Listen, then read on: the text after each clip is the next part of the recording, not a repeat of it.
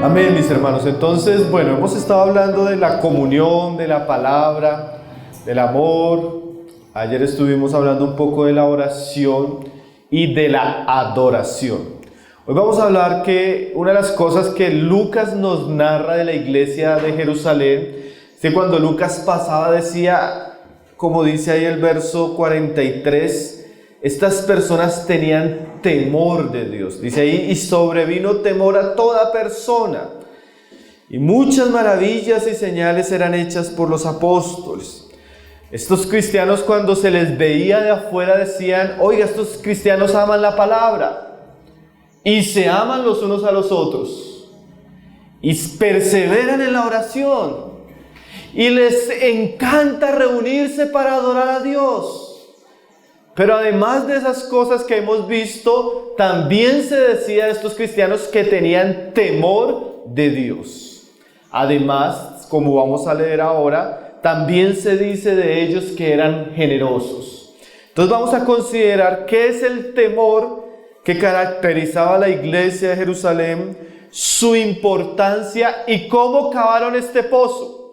Yo podría decir que de los pozos que hemos hablado, algunos son aparentemente más agradables que otros. Este es de esos pozos que no se cava con mucha alegría, pero es un pozo muy saludable para la vida espiritual de la iglesia. Es un pozo importantísimo y tal vez es un pozo de los que menos se habla en el pueblo de Dios en nuestros días. Por eso tuve a bien enfocarme en él en el día de hoy.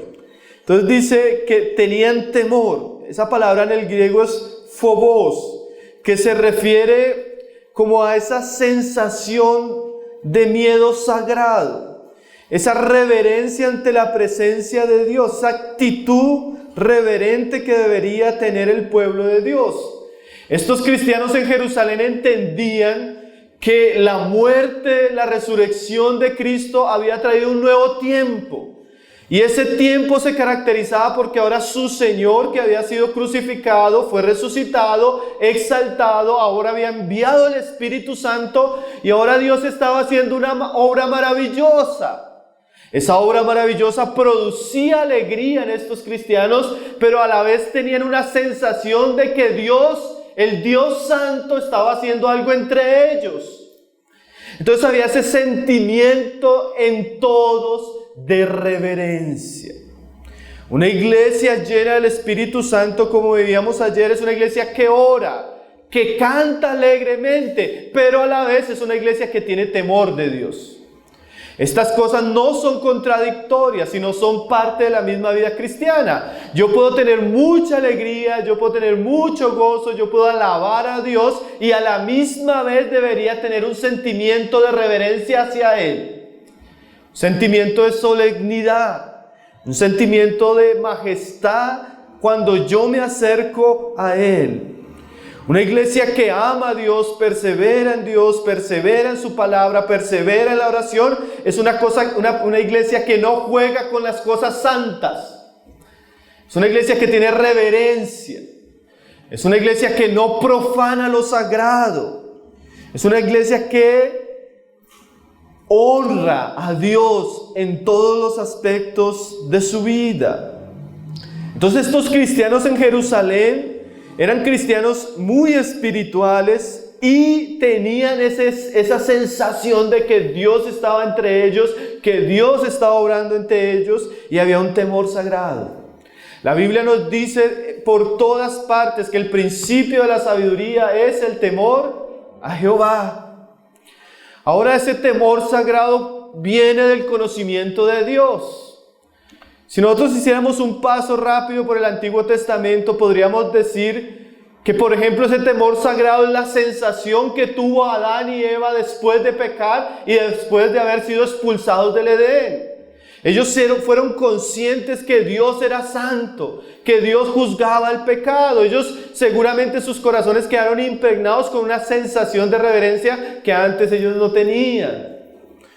Ese temor sagrado fue el que probablemente experimentó Noé después de que él vio cómo una generación murió juzgada por las aguas. Miles, cientos de personas murieron. Y Noé sobrevivió en el arca, y cuando él sale, él mira a su alrededor y toda esa generación ha muerto bajo el juicio de Dios. Noé seguramente tuvo temor santo. Temor santo como cuando seguramente Lot vio descender fuego del cielo y caer sobre Sodoma y Gomorra. Temor santo como por ejemplo el que tuvo Moisés cuando vio que la tierra se abrió y se tragó vivo a Coré y a todo su séquito. Temor santo, por ejemplo, cuando un día dos jóvenes imprudentes, hijos del sacerdote Aarón, entraron a la casa de Dios y ofrecieron fuego extraño. Fuego cayó del cielo y los consumió.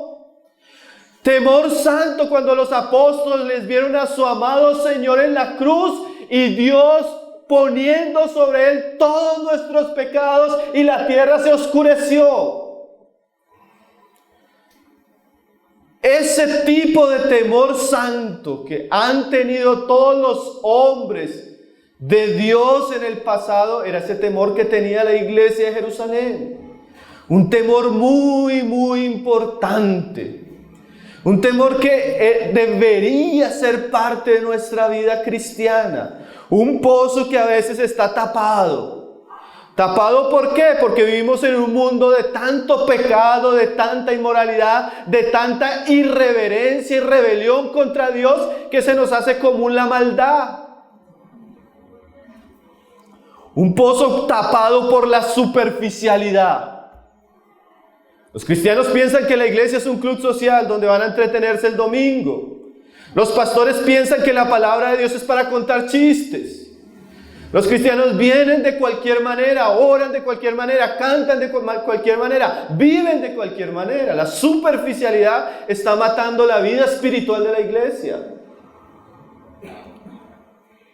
Por eso es tan importante hablar estas cosas, hermano. En Jerusalén se dice que estos hermanos tenían temor. Temor santo, temor sagrado. Eso hacía, como veníamos diciendo, que estos cristianos no jugaran con Dios, no coquetearan con el pecado, no fueran ingenuos con el mundo, se mantuvieran unas relaciones sanas, amorosas, de cuidado. ¿Por qué? Porque sabían que Dios estaba en medio de ellos. Ahora vamos a ver cómo la iglesia de Jerusalén aprendió esto, porque estas cosas o este pozo, como les decía, no se aprende, hermanos, a veces con lecciones sencillas. Y a veces Dios tiene que permitir cosas en nuestra vida personal, cosas en nuestra vida familiar, aún cosas en la vida como iglesia, para que aprendamos que Dios es santo y que Dios no puede ser burlado. Y la iglesia en Jerusalén aprendió el temor de Dios con lecciones muy serias, hermanos.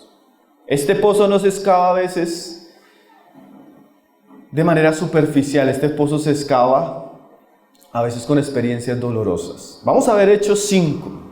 ¿Cómo fue que la iglesia de Jerusalén aprendió y tenía ese temor por Dios? Dice ahí en el verso 1, como hoy es la última enseñanza, los hermanos van a tener paciencia, ¿cierto? Con el tiempo y todo. Dice Hechos 5, verso 1. Está la iglesia en auge, en avivamiento, llena del Espíritu Santo. Llena la iglesia, como vamos a ver ahorita en el siguiente pozo, la iglesia generosa. Los hermanos están vendiendo sus propiedades, la están poniendo al servicio de los pobres, de los santos en la iglesia. Y dice en el verso 1 que cierto hombre llamado Ananías con Zafira, su mujer, vendió una heredad y sustrajo del precio. Sabiéndolo también su mujer y trayendo solo una parte, lo puso a los pies de los apóstoles.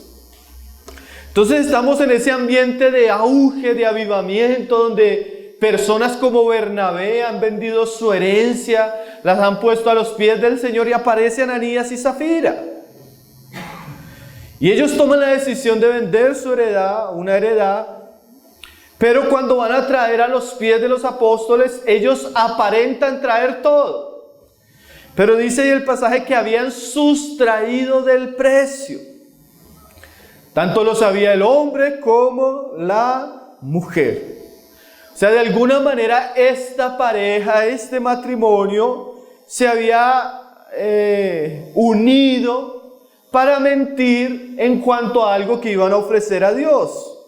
Aquí comenzamos a vernos que estas personas fueron tentadas con el pecado de la hipocresía y la falsedad. ¿Cuál era el pecado de ellos? Ellos aparentaban traer todo como lo estaban haciendo otros hermanos, pero a escondidas ellos habían sustraído una parte. Pero mentían. Y aquí comenzamos a ver algo muy serio, hermanos. Cuando la iglesia tiene temor, hay cosas que no suceden. Y una cosa que no sucede es la hipocresía, la falta de sinceridad. Y estos hermanos comienzan a acercarse a Dios aparentando que estaban ofreciendo lo mejor, pero no era lo mejor, como nuestro hermano nos enseñaba. Ellos mostraban a los demás que eran muy generosos, pero por detrás estaban sustrayendo una parte para ellos. Esa parte que dice sustrajeron, ahí en el verso 3, dice: y dijo Pedro a Ananías, ¿por qué llenó Satanás tu corazón para que mintiese al Espíritu Santo y sustrajeses del precio de la heredad? Ese verbo sustraer es un verbo que también se usa en una ocasión interesante en el Antiguo Testamento, cuando hubo el pecado de Acab. Ustedes recuerdan la historia de Acab. Ellos están conquistando la tierra prometida y Dios le dice al pueblo de Israel: no tomen nada del anatema, no tomen nada del botín. Pero Acab a escondidas sustrajo el anatema y lo escondió. La actitud de Acab nos habla del pecado oculto, el pecado escondido, el pecado que traemos por debajo y que nadie ve. Estos cristianos pensaban que ellos podían ofrecer a Dios sustrayendo algo y mintiendo a la iglesia de Dios y al Espíritu Santo. Estos cristianos comenzaron a cometer un pecado oculto, un pecado sutil, un pecado que a la vista de nosotros no sería tan grave. ¿Hay pecados más graves? Claro que los hay. ¿Hay pecados con más consecuencias? Claro que los hay. Pero la iglesia de Jerusalén iba a aprender una lección. A Dios no le gustan los hipócritas. Dios no va a dejar los pecados ocultos ocultos. Dios no va a permitir que nos mintamos los unos a los otros. Dios va a sacar a la luz la realidad de nuestra vida, de nuestros corazones, para tratar con esos asuntos, para que la iglesia aprenda que sin santidad nadie le verá. Y se acercan estas personas, traen su ofrenda. Y dijo Pedro, miren las palabras de Pedro: Ananías, ¿por qué llenó Satanás tu corazón? Aquí este pasaje nos muestra, hermanos, que hay gente que va a poder venir a la iglesia, a hacer cosas en la iglesia y no está siendo dirigida por el Espíritu Santo. Hay gente que va a poder traer una ofrenda a Dios y no está siendo dirigida por el Espíritu Santo, sino está siendo dirigida por Satanás. ¿Usted puede pensarlo, hermano?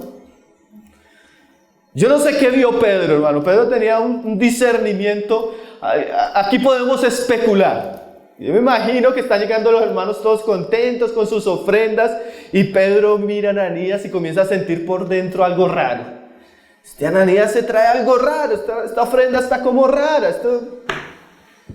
O no sabemos. De pronto alguien le dijo: Pedro, imagínate que vi a Ananías ahí antes de entrar al salón de reuniones. Estaba contando una plata, estaba sacando una plata con su esposa, pero con una actitud sospechosa. No sé, estamos especulando, hermanos. El hecho es que siempre que nosotros vamos por mal camino, Dios va a inquietar a alguien para decirnos las cosas. Generalmente nuestros pecados nunca van a ser ocultos, hermano. Generalmente Dios va a inquietar, va a poner una situación extraña.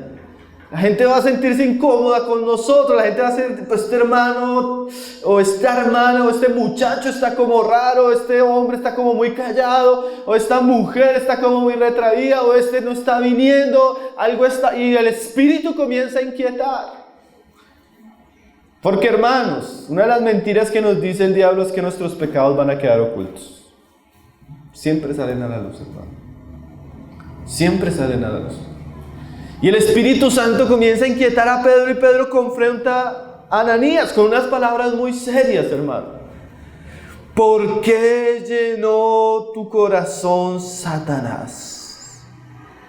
Estos cristianos comenzaron a escuchar la voz del maligno, la voz del mentiroso. Ellos comenzaron a ser seducidos por algunos pensamientos de Satanás. ¿Qué podrían ser? También podemos especular. No, pero ¿para qué vas a dar tanto? No tienes que dar tanto. Quédate con una partecita. ¿Sí? Dile a los hermanos que vas a dar tanto, pero sácale un poquito. ¿Sí? Satanás muchas veces nos quiere llevar a ser hipócritas, mentirosos, a ocultar nuestros pecados. Generalmente el diablo está trabajando. El diablo, dice la palabra, es como un león que está alrededor de nosotros buscando a quien devorar. Satanás está siempre vigilando, buscando, mirando nuestras debilidades, mirando nuestros amores secretos. Generalmente al que le gusta el dinero, su tentación va a ser con el dinero. Al que le gustan las mujeres y tiene debilidad en esa área, van a ser las mujeres. Al que le gusta el mundo, él le va a venir a comenzar a... Bueno, debemos saber que hay una guerra, hermanos.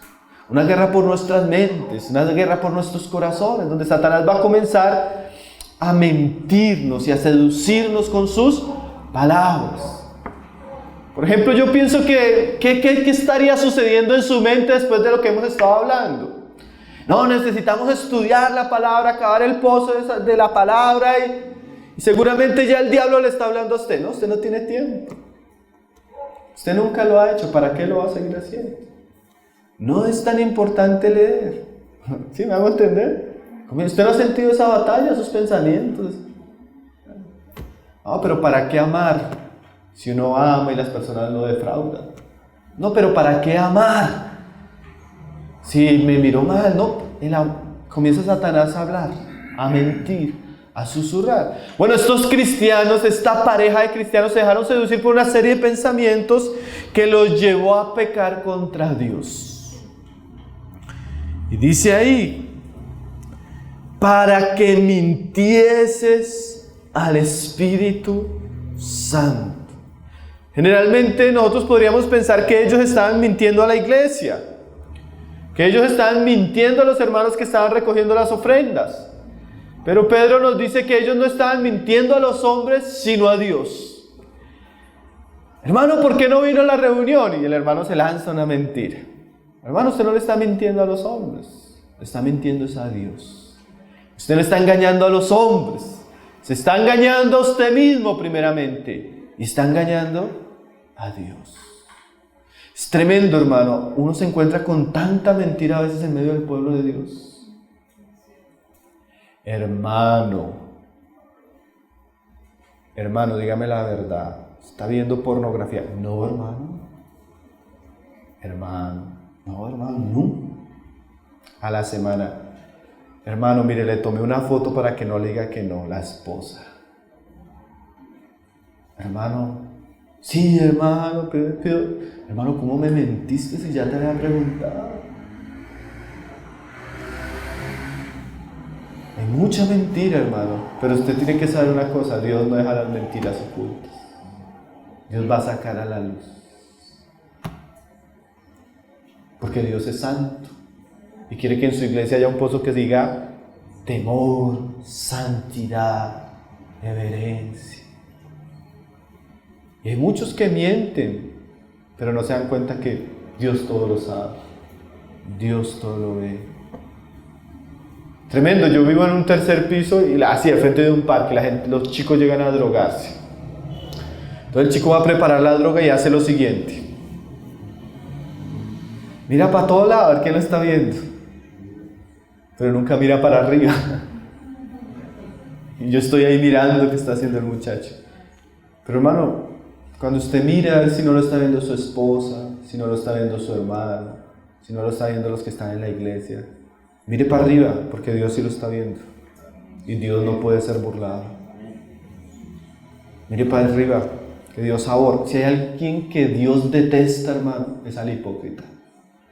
Y no solo Dios, cualquiera. Si usted tiene una persona que se le acerca a usted hipócritamente, usted va a tener repulsión hacia ella. Porque usted está sabiendo que no es sincera.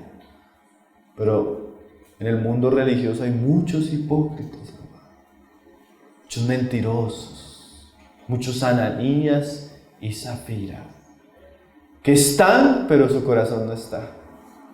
Que están aparentando ser cristianos, aparentan venir a las reuniones, aparentan orar, aparentan leer la Biblia, aparentan ofrendar, pero su realidad es otra. Están entre nosotros, pero son hijos de mentira, son hijos de engaño. Pedro les dice, miren lo que les dice ahí en el verso 4, reteniéndola, ¿no se te quedaba a ti? O sea, nadie te estaba pidiendo eso. Estas ofrendas, como vamos a ver ahora, eran voluntarias. No, nadie tenía la obligación de darlas. Dice, ¿no se te quedaba a ti? Y vendida, o sea, si tú querías vender tu herencia, no estaba en tu poder. ¿Por qué pusiste esto en tu corazón? O sea, no había necesidad de pecar en esto. No había necesidad de tentar a Dios, no había necesidad de mentir porque estás caminando ese camino, Ananías. Pedro vuelve a decirle, no has mentido a los hombres, sino a Dios. O sea, era un pecado de engaño, de mentira, de falsedad. John Stott dice de este pasaje, el problema de Ananías y de Zafira era la falta de integridad. Ellos querían parecer generosos, pero por dentro eran mentirosos, codiciosos. Tremendo, ¿no? Querer uno aparentar algo mientras está viviendo otra realidad. No eran íntegros, no eran honestos. Su fe no era tan sincera como parecía. ¿Y qué sucedió? Dice el verso 5. Al oír Ananías estas palabras, cayó y expiró. Pecado descubierto, pecado inmediatamente juzgado por Dios. Dios inmediatamente, instantáneamente, desenmascaró a este hombre y lo juzgó frente a todos. Imagínense una imagen así parecida. Es que como pudiéramos, por ejemplo, cuando vamos a recoger la ofrenda. Hermano, vamos a recoger lo que cada uno trajo de todo corazón. Con amor, con alegría. Y usted viene a dar, inmediatamente cae su ofrenda en la bolsa, usted cae muerto. O alguno llega y dice, hermano, quiero cantar una canción que habla de la consagración, el amor a Dios. Usted coge la guitarra y comienza a cantar y cae muerto. O alguno tiene la oportunidad de predicar y él comienza a predicar, y cuando comienza a predicar, la predicación es tan falsa en su corazón que cae muerto. ¿Qué sentiríamos nosotros ante tal situación, hermano?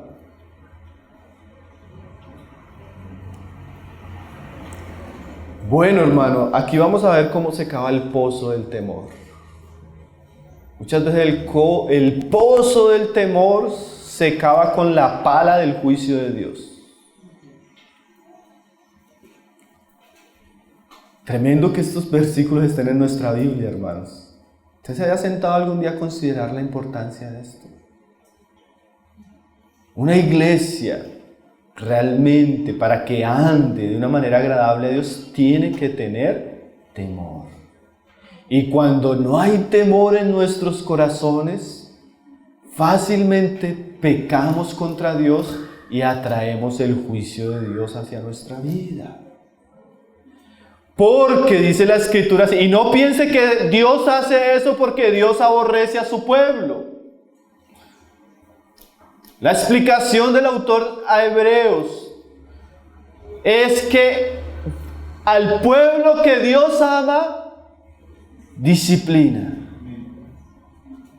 Si usted peca o yo peco y Dios no me disciplina es porque no me ama, porque soy un bastardo, dice la Escritura.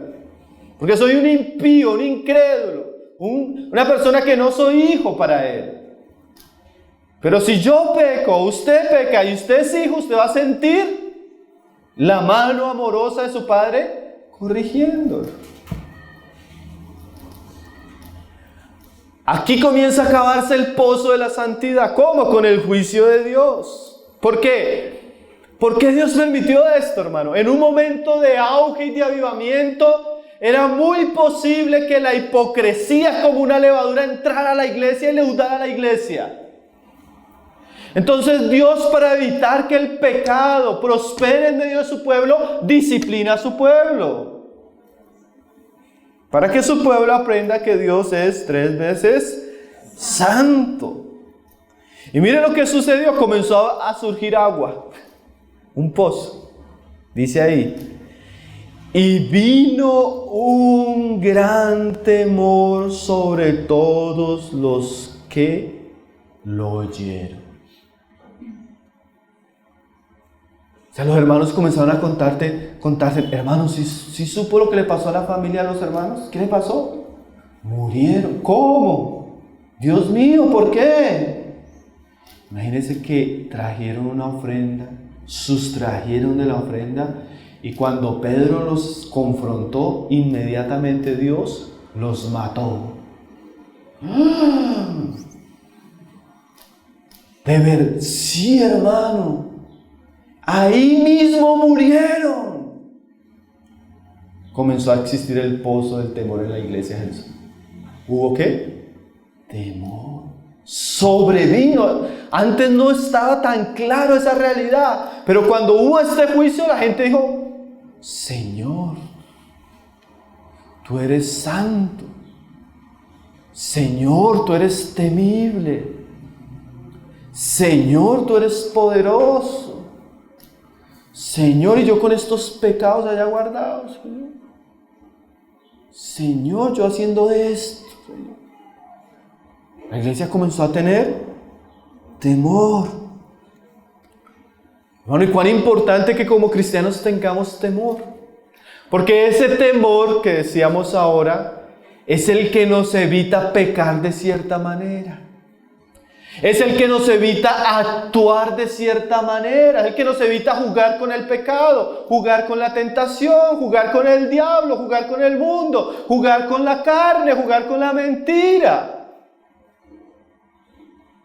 Y ese temor es el que nos aparta del mal, dice la Escritura. Cuando yo pienso, imagínense que yo pensara esto. Y yo que traía mi ofrenda mañana, Señor, ¿cómo la voy a traer?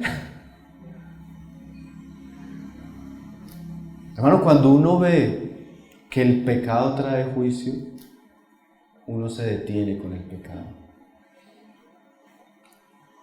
Dice, mira el verso 6, me parece tan interesante este versículo.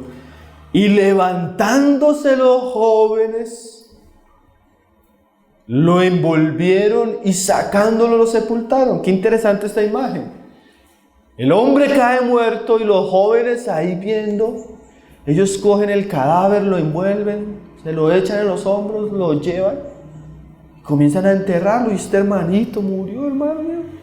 Hermanito tan querido, tan preciosa que era esta familia. Hermano, yo he tenido una experiencia con los años. Yo conocí al Señor relativamente joven, 16, 17 años, en medio de los caminos del Señor. He tenido la oportunidad de estar en medio de muchas iglesias, de muchos hermanos, conocer muchos hermanos en muchos lugares. ¿Saben qué, hermanos? Yo he visto varios muertos. Varios. Que a veces he sentido que me ha tocado envolverlos, echarlos en el hombro y sacarlos. Hermanos que los mató el adulterio.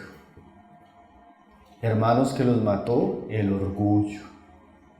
Hermanos que los mató la falsa doctrina. Hermanos que los mataron las malas amistades. Hermanos que los mató el amor al dinero. Hermanos que los mató la pornografía. Yo he visto como sus vidas espirituales así, como muertos. Jovencitas que en malas relaciones sentimentales sacrificaron su fe, su consagración, su servicio a Dios. Yo he visto tantos muertos, hermano. Hermanos que predicaban, hermano. Hombres que Dios los usaba. Los mató de la fornicación. Los mató el orgullo. Los he visto. Yo he sentido como he tenido que sacar a varios así. Y eso yo creo que Dios lo ha usado para enseñarnos la importancia de la santidad. Porque a veces los cristianos son muy livianos. Ellos creen que se pueden burlar de Dios. Ellos creen que pueden jugar con el pecado. Hermano, se paga un alto precio. Muchos papás han tenido que sacar muertos a sus hijos por una falta de devoción familiar. Muchos han tenido que sacar muertos su ministerio por falta de consagración, oración, dedicación. Muchas cosas tristes, hermano. Porque no había santidad. Y a veces uno le advierte a las personas, hermano, no juegues con el pecado, no juegues con el mundo, no juegues con el diablo. Es mi vida, así soy yo. ¿Quién es usted? Siempre que hay esas actitudes de orgullo, de arrogancia, de altivez, al tiempo lo vamos a sacar muerto. Claro, no estamos hablando de una muerte física, estamos hablando de una muerte peor, una muerte espiritual. ¿Y qué trae la muerte? Tristeza, lágrimas, remordimiento, aflicción. Entonces nosotros no podemos jugar con Dios, hermanos. Dios es santo. Nosotros no podemos mentirle. Nosotros no podemos atentar contra Él. Una cosa que meditaba en estos días, pensando en este pasaje, personas que llegaron a maltratar, a enseñorearse en la iglesia, a ejercer un ministerio fuerte. Y uno cree que uno puede usar a la iglesia del Señor, abusar de la iglesia del Señor y va a ser inocente.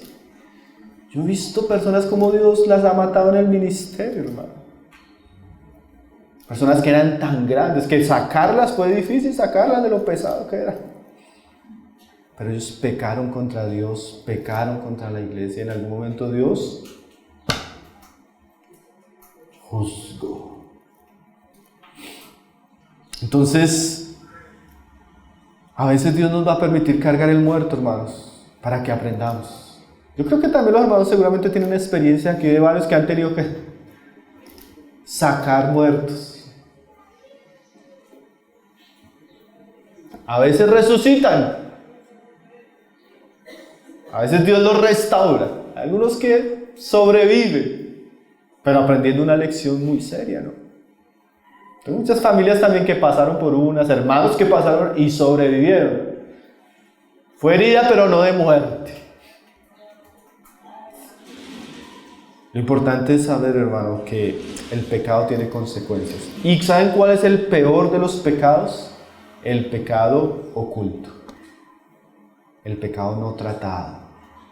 El pecado que carcome en el silencio de la oscuridad. El pecado que nadie más sabe, pero que usted sabe. Ese es el peor pecado para Dios. Porque es el pecado no arrepentido, no tratado, no confesado. Si usted tiene pecados ocultos, hermano, la Biblia dice confesados y apartados, porque así alcanza misericordia. A veces yo pienso que Ananías y Zafira eran esas familias bonitas, queridas, que si usted los mira por fuera, pero habían cosas que estaban haciendo ellos contra Dios. Dice, pasado un lapso como de 3 horas, en el verso 7, sucedió que entró su mujer, no sabiendo lo que había acontecido. Entonces Pedro le dijo, dime, ¿vendisteis en tanto la heredad? Y ella dijo, sí, en tanto. Ahora vamos a ver que este pecado no era un pecado solitario, era una conspiración familiar. Terrible, hermanos. Terrible porque a veces uno se da cuenta que no es solo el pecado del hombre, es el pecado del hombre y su esposa. Es el pecado de una familia. La gente se acostumbra a pecar, a ser livianos. No, amor, yo no quiero ir a la reunión. Ah, sí, está haciendo como mal día, no vayamos. Están pecando los dos. En vez de la mujer decirle, amor, el Señor dijo, haced memoria de mí. Si no vamos a hacer memoria del Señor, estamos desobediendo de esos pecados. La Biblia dice, no dejemos de congregarnos. Pero hay muchas mujeres que conspiran con sus esposos en sus pecados.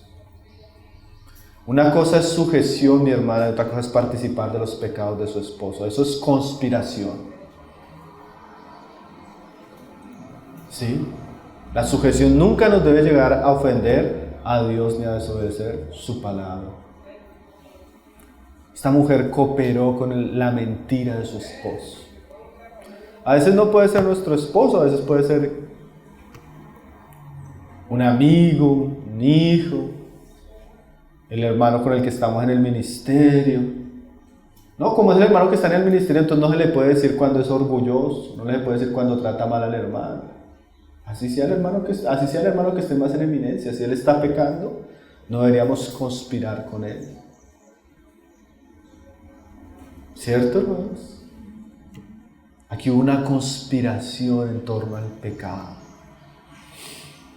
Mire lo que sucedió. Le pregunta y ella misma se expuso. Y Pedro le dijo, ¿por qué convinisteis en tentar al Espíritu del Señor? He aquí a la puerta los pies de los que han sepultado a tu marido, y te sacarán a ti. Pecado colectivo, juicio colectivo. Ellos dos hicieron un pacto de mentira, un acuerdo para pecar, planearon su pecado, deliberadamente fueron hipócritas y Dios juzgó a la pareja. Al instante ella cayó a los pies de él y expiró. Y cuando entraron, los jóvenes duraron 3 horas enterrando al otro. Dice, y cuando entraron los jóvenes, la hallaron muerta. Y la sepultaron, y la sacaron y la sepultaron junto a su marido. El juicio es para hombres y para mujeres. El juicio es para ancianos y para jóvenes. Dios no hace acepción de personas, hermano. Dios es un Dios santo. Él quiere que su pueblo sea santo. Entonces a veces Él juzga no solo, como dice por ahí, hay algunas veces cuando está haciendo conferencias para parejas, uno dice, la responsabilidad es del varón en el hogar y Dios le va a pedir cuentas a él. No solo a él, a ellos. Y en la iglesia Dios nos va a pedir cuentas a todos. Entonces, qué serio esto, ¿no, hermanos? Eso nos debe llevar a cuando mi esposa, mi hija, mi compañero de ministerio, una familia está entrando, no diría, hermano, no vaya a hacer eso, no sustraiga eso, hermano, tenga temor de Dios, no vaya a pecar contra el Señor, ¿sí? Tenga cuidado de ofender al Señor, su gloria. También hemos enterrado mujeres. mujeres necias, mujeres rebeldes.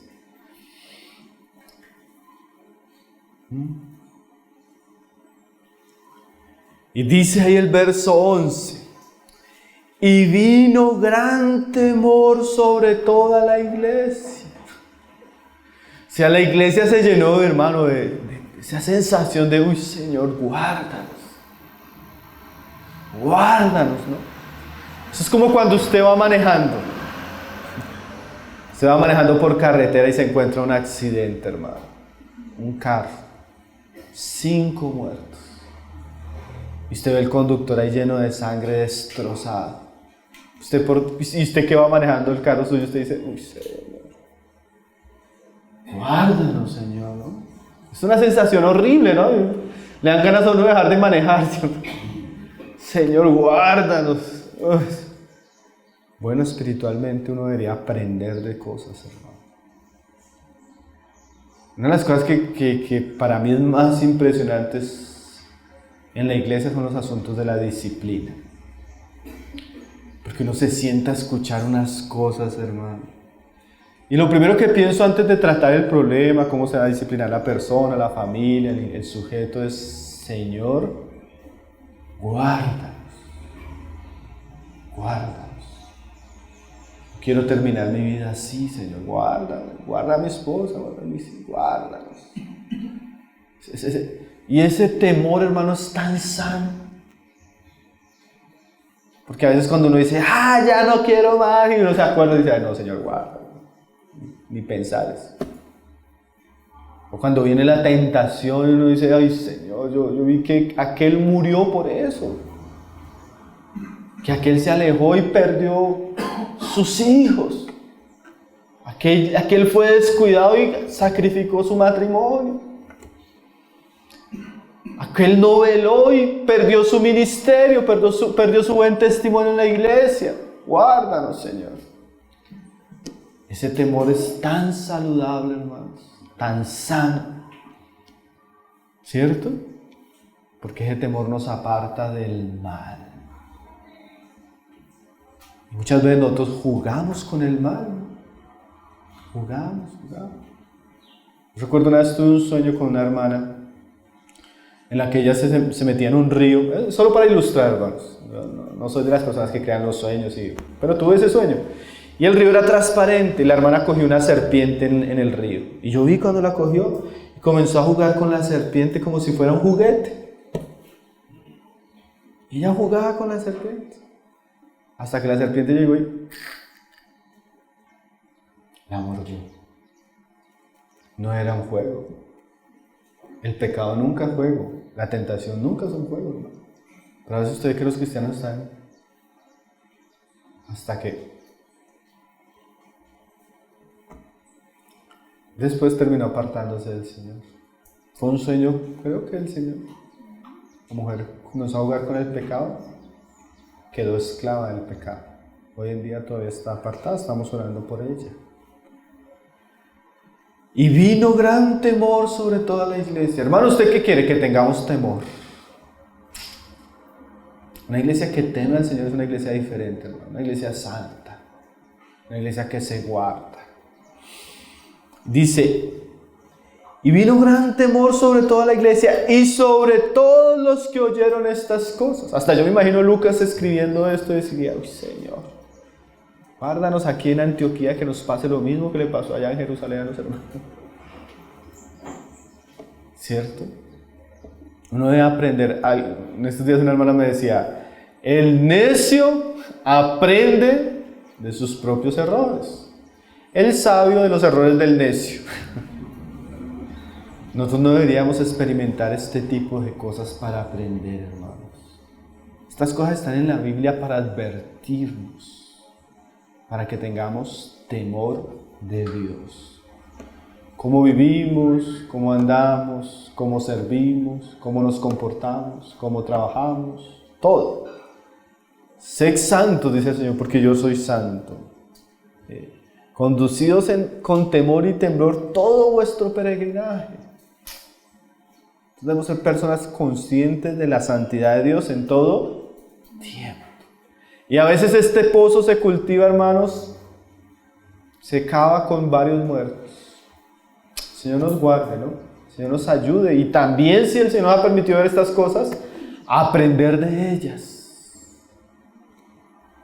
En el progreso del peregrino hay una figura bien interesante que cristiano va por el camino y llega un momento donde se encuentra con unos muertos botados en el piso.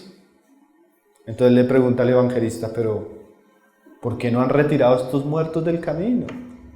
Entonces el evangelista dice, no, es que ellos son dejados ahí como una advertencia para los peregrinos, para que no caigan en las mismas cosas que cayeron ellos. Ananías y Zafira son como un muerto en el camino, hermano, para librarnos de la hipocresía, de la mentira y de la falta de integridad. Amén. El pozo del temor. Pareciera que yo llego a este punto y digo, no, aquí deberíamos terminar, hermanos. Cosa seria, ¿no? Una cosa muy seria.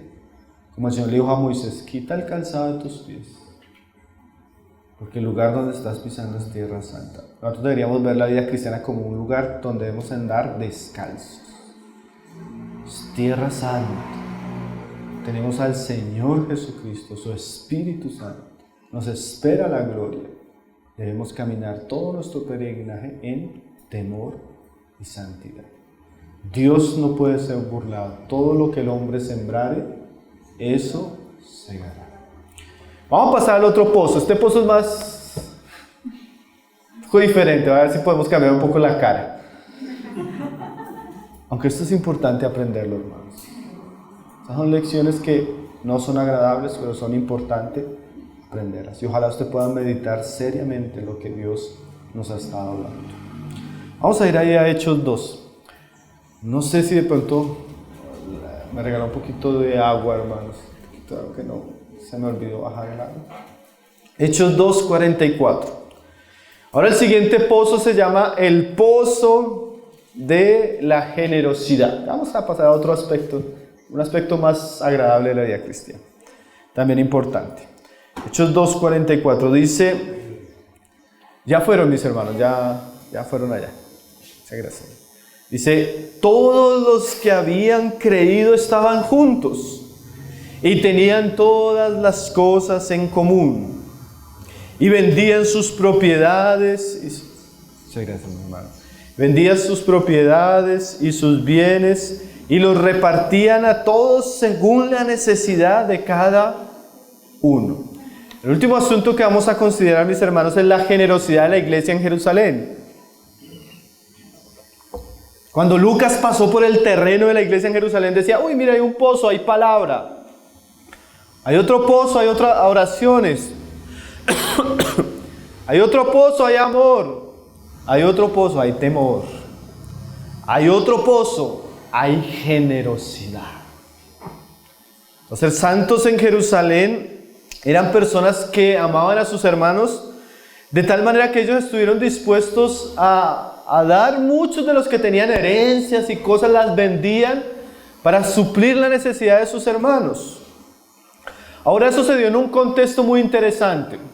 Cuando usted mira el Hechos de los Apóstoles, vienen judíos de muchas naciones a celebrar las fiestas. En ese momento Pedro hace una tremenda predicación y muchos de los peregrinos se convierten y ellos se quieren quedar en Jerusalén porque ahí está habiendo un avivamiento, están los apóstoles, la iglesia está en un momento glorioso, entonces muchos deciden quedarse. Pero esos que deciden quedarse no tienen casas, esos que deciden quedarse van a quedar en algún momento sin manera de sostenerse. Esos que deciden quedarse de pronto van a sufrir persecución de los otros judíos al convertirse. Entonces la iglesia, en una expresión de amor, comienzan los hermanos voluntariamente a vender sus herencias y a ponerla a los pies de los apóstoles, de tal manera que los apóstoles repartían entre las viudas y las familias que habían allí, tenían necesidad. Entonces hubo un pozo muy particular. Tal vez en la historia de la iglesia, por lo menos en la bíblica, no hay otra iglesia que haga esto que hizo Jerusalén. Fue el único lugar donde los hermanos vendían, ponían para repartir y no había pobres. Ahora, entendemos que el hecho de que solo sucediera en esta iglesia nos da a entender que esto no fue una norma para las demás iglesias.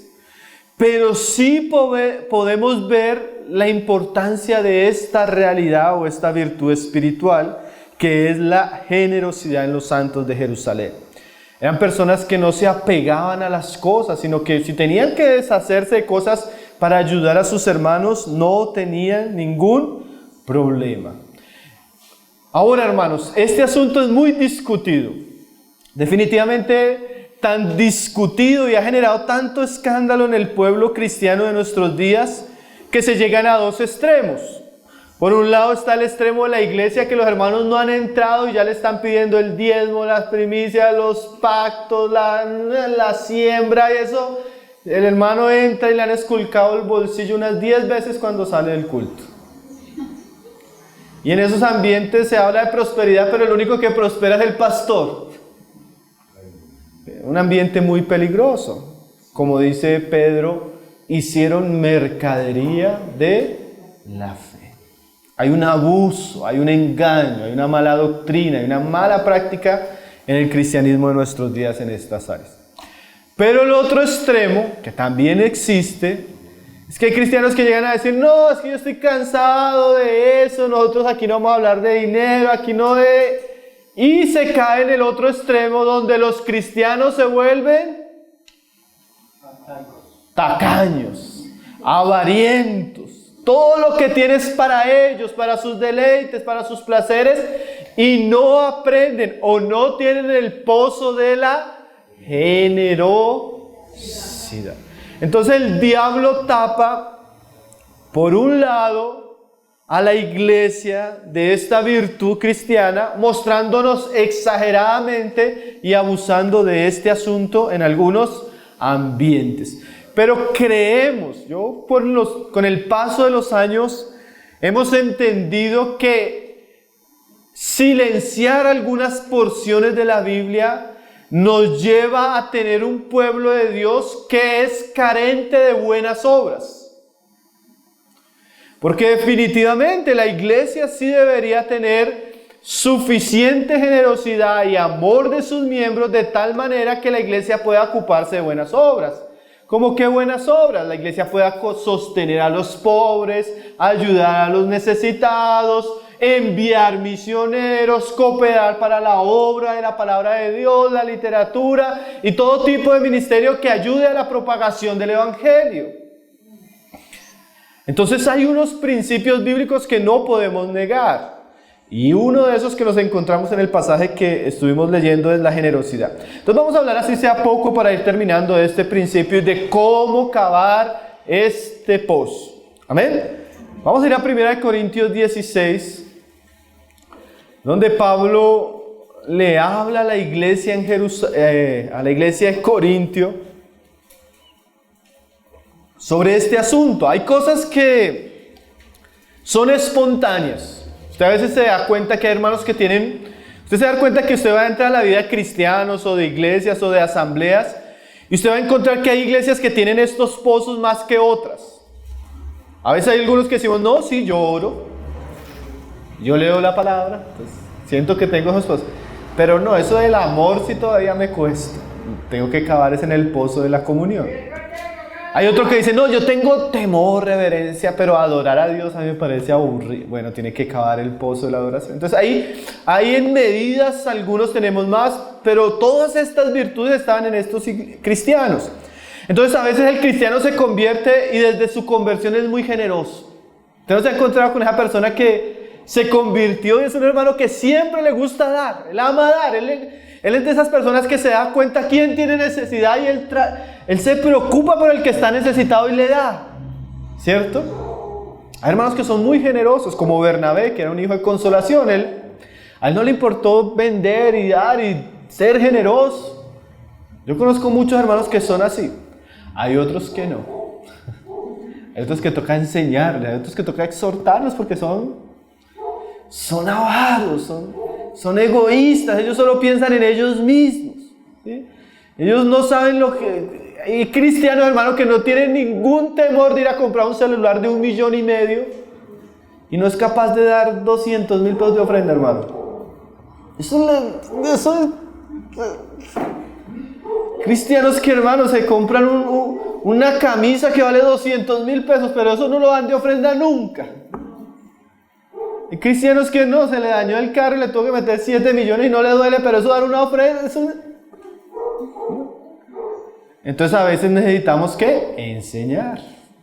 Porque sin darse cuenta el hermano está pecando contra Dios.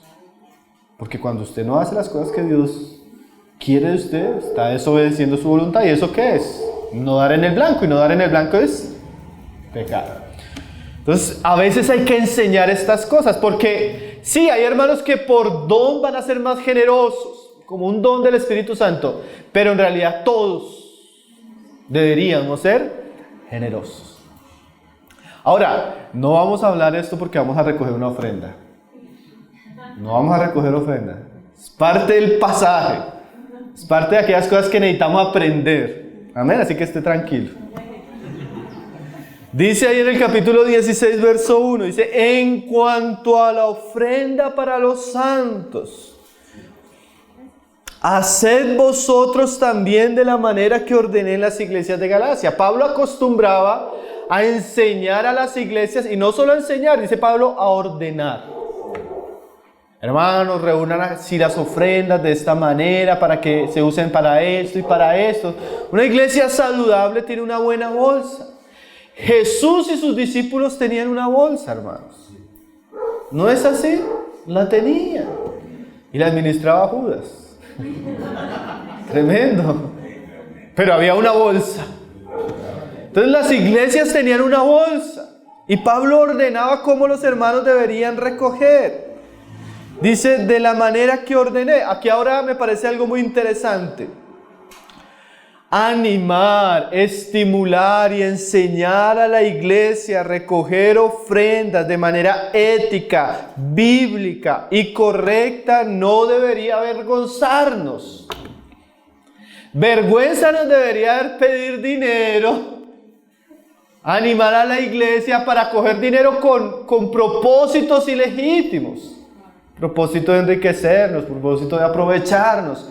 Pero hay necesidades nobles, verdaderas, santas, que debemos tener en cuenta y que debemos suplir.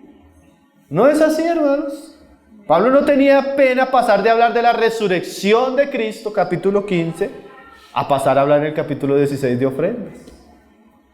A veces hay ambientes donde los cristianos se cohíben de hablar, claro, por el abuso. Pero el mismo Pablo citaba ahí en Hechos que Jesús había enseñado esto, que era mejor dar que recibir, que era más bienaventurado. Entonces para Pablo no había ningún problema. Entonces miren lo que nos enseña Pablo. ¿Cómo cavamos este pozo? Dice ahí en el verso 2.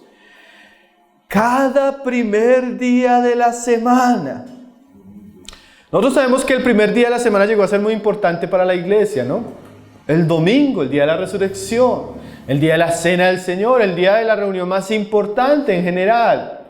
Entonces Pablo dice que el día más importante, así como yo me preparo para orar, como yo me preparo para alabar a Dios, así como yo me preparo para hacer memoria de Él, así como me preparo para escuchar la palabra, yo también debo prepararme para dar. O sea, para Pablo parte de la reunión y el culto a Dios es dar, hermanos. ¿Es así? No es mi versión, es la carta de Pablo a los Corintios. Pablo decía, hermano, cuando usted venga a reunirse, aparte algo. Siempre, sea generoso, sea dispuesto. Ahora, ¿cómo debemos apartar? Dice ahí, según haya prosperado. Entonces Pablo nos dice primero que el apartar debe ser sistemático, o sea, cada domingo. Y nos muestra la manera. Debemos separar cada uno de nosotros según haya prosperado. O sea que seguramente en una iglesia que tiene diferentes hermanos, en diferentes condiciones, la ofrenda no puede ser la misma. Hay unos que el Señor les ha dado más, pues deberían dar conforme a lo que se les ha dado. Hay otros que tal vez están pasando situación difícil y tienen menos. Pues mi hermano, usted no tiene que avergonzarse porque usted da menos, pero tiene que dar. Nadie, como decía Hernández Díaz López, nadie es suficientemente rico para no recibir. Pero también nadie es suficientemente pobre como para no dar. Si usted está pasando ahí, está estrecho y solo tiene eso poco, délo con alegría. Sea fiel en lo poco. Ahora, si usted, el Señor lo ha prosperado y lo ha bendecido, no sea tacaño. Usted debería dar de acuerdo a lo que Dios le da. Sea generoso, hágalo con alegría, con gozo, para Dios. El que recogió mucho, pues da más. El que recogió poco, pues da poco. Pero no nos acostumbremos a no participar, hermanos. Es un privilegio, es una alegría, es un gozo, como nuestro hermano decía, es una ofrenda a Dios. No es una ofrenda ni siquiera a los hombres, sino es una ofrenda a Dios. Dice ahí, cada uno de vosotros. Eso incluye a los mayores, a los más jóvenes. Todos, en la medida que comenzamos a administrar recursos, debemos aprender a apartar para el Señor. Dice que para que cuando yo llegue no se recojan entonces ofrendas.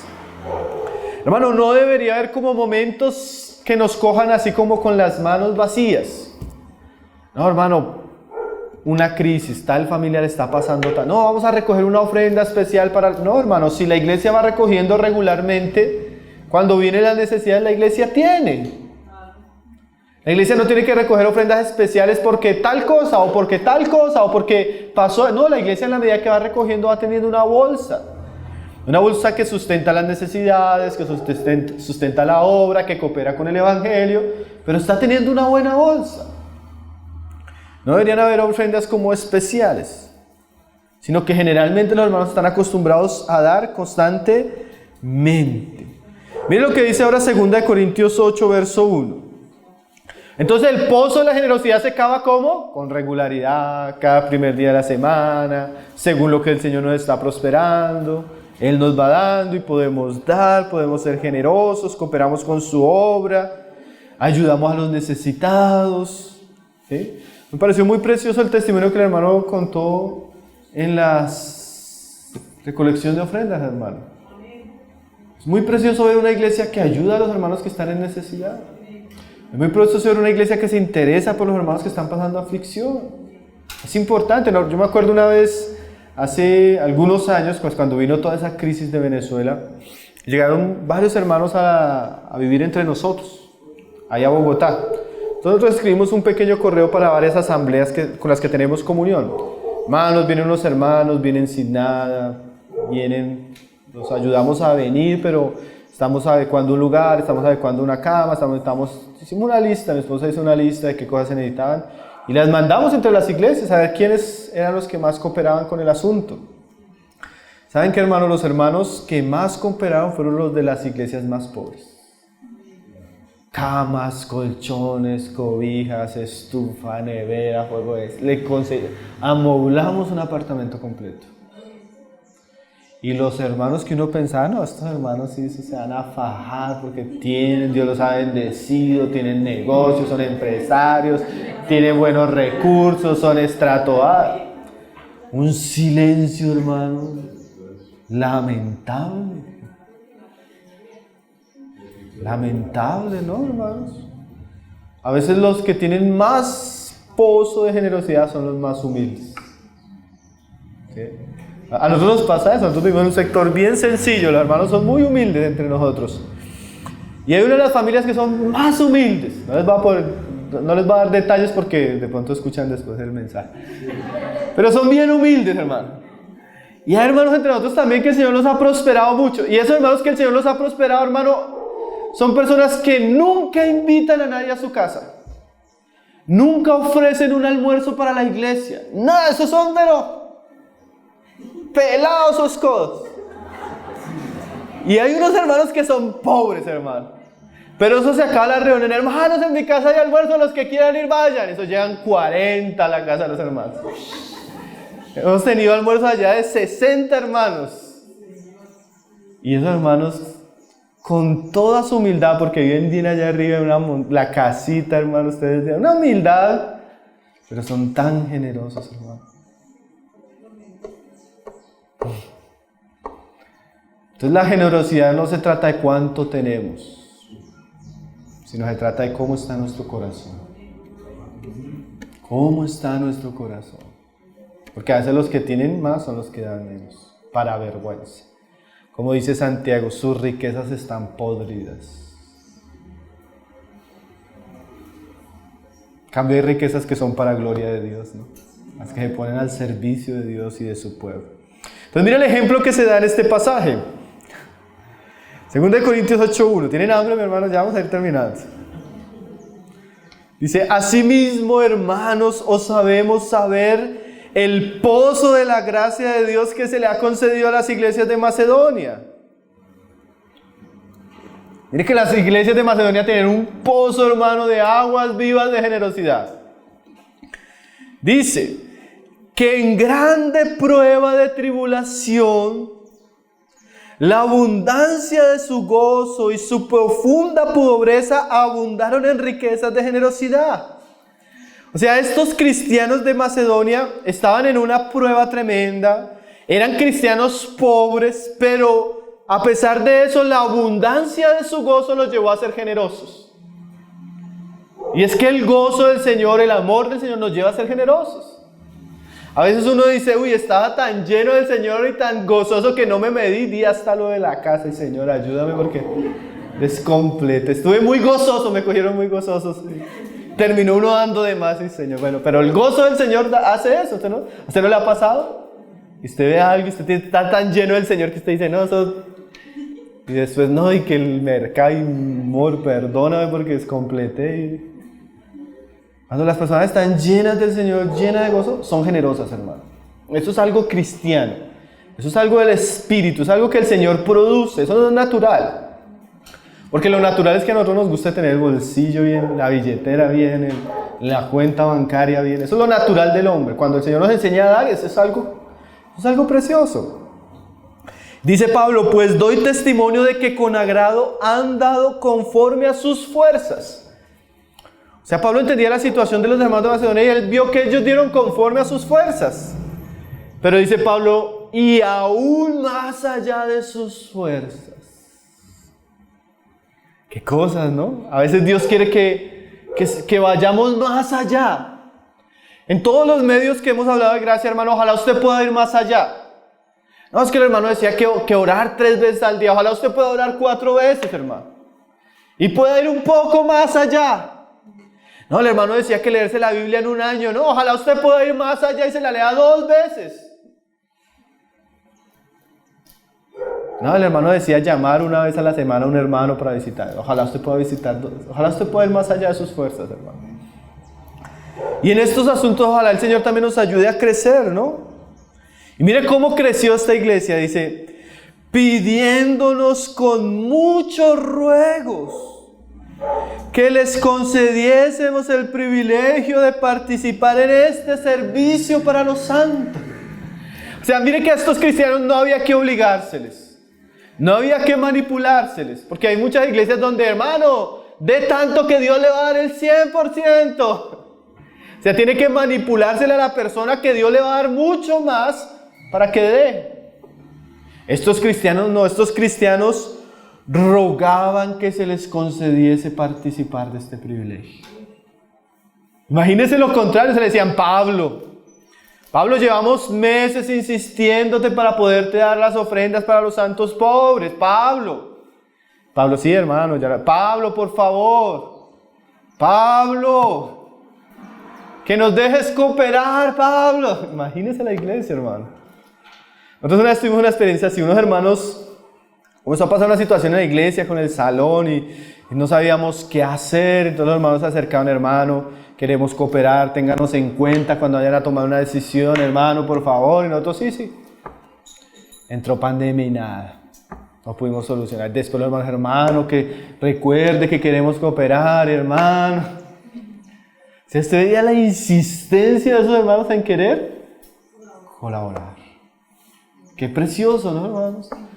A la iglesia no debería obligar, sino la iglesia misma debería ser generosa, espontánea, alegre en estos asuntos.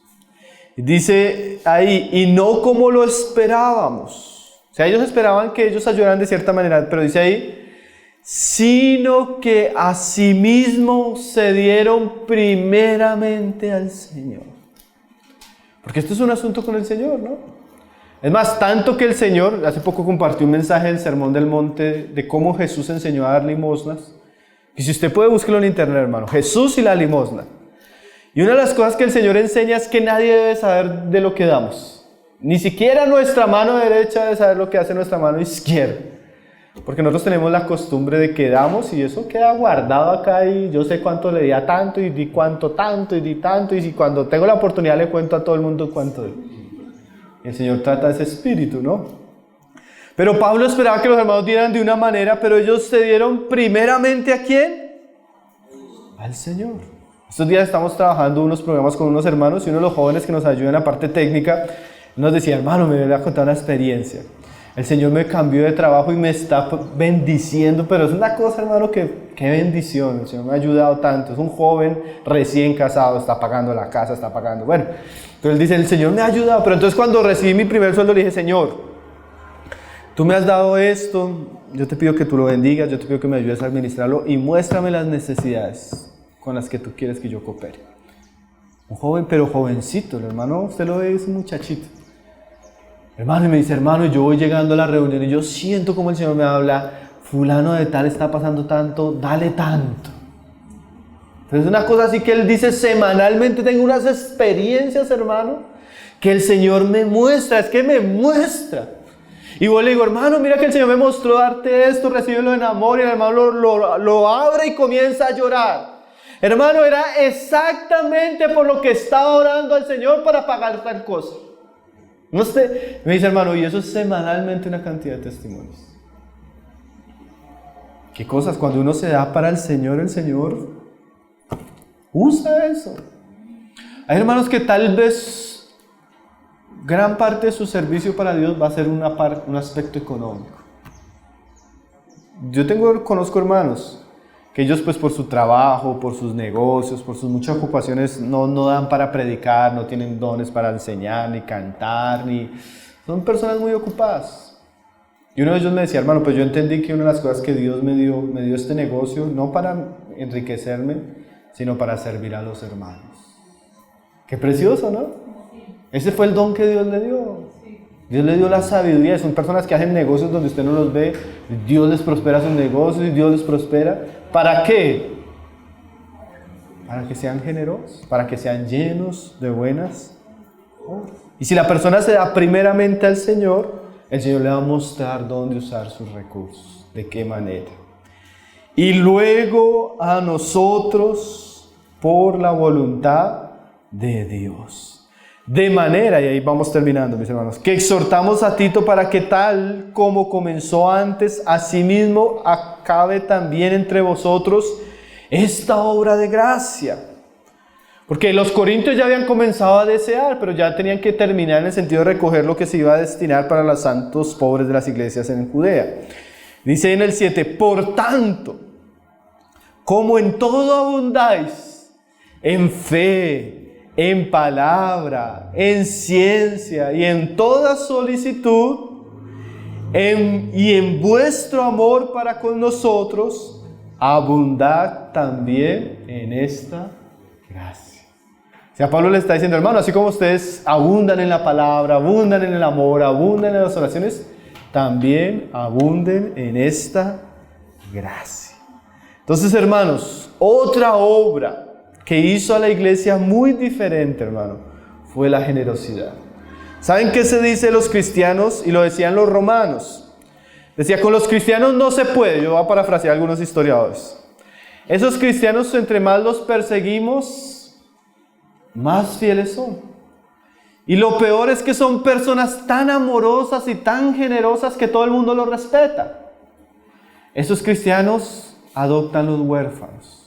Esos cristianos ayudan a las viudas. Esos cristianos recolectan para los pobres. Esos cristianos no se les puede decir nada de ellos. La iglesia evangelizó mucho, hermano, a través de las buenas obras y la generosidad. Muchas personas que nosotros nos hemos ganado. simplemente como contaba nuestro hermano, brindándoles comida, ayudándoles con un techo, teniéndolos en consideración cuando están enfermos. Y eso abre el corazón de las personas para el Evangelio, la generosidad. Entonces cabemos en esos pozos, hermanos. Cabemos en el pozo de la generosidad, en el pozo del temor, en el pozo de la palabra, las oraciones, el amor y la adoración. Mis hermanos, damos gracias al Señor por este tiempo. Pedimos de todo corazón que su palabra pueda ser guardada. Ojalá ustedes puedan meditar en las cosas que el Señor nos ha hablado, considerarlas, orar, y que no solo se quede más en una enseñanza, sino que tal vez en una próxima ocasión que podamos pasar, veamos los pozos de agua viva de Cristo abundando en sus vidas, así como en nosotros.